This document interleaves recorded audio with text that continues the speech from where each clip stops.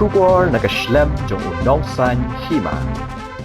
Uba senyap halang dahar ubade usembut Menteri Rangba Kejala ulakran syai ba omdan manu-manu balak ban tuklar ya kerukom bam jong kipat ba Kejala Meghalaya bat ong ba kesorkar jala kadang bishar banyak ya kadang gejing keta ke balak ban mi na gejing khang ban bam dok masi ha kejaka bam bat kejaka pat ba bat hak bede ba gejing shalan ya ki masi syakani Kejala kuman syukdo hangni na kalyang kesorkar Asam ba gejing alam jong Menteri Rangba Kejala Uhimanta Biswa Sarma ula penbena pat ba adang shen ban khang no e gijing bam dok masi hagi jaka bam bar ki jaka pat ba ki badan Assam lembat ki jaka khaput habakran shiki katu gani kilat pathai khobor ha singi sa jan ka hanyo tarik uno pra arja arpasau uba snya balang ulakam bakte gijing khang e gijing bam dok masi kala ban kata e ki jaka bam hagi jaka khaput hendrai ula pentikna baki bor sanshar kin sa shim ki sanjam ki badan kam ban pentikna ye gijing penpoi jong ki masi dak basuk shapo Kejala Meghalaya Omdan kam ban khuslai namar baka bor Sanshar district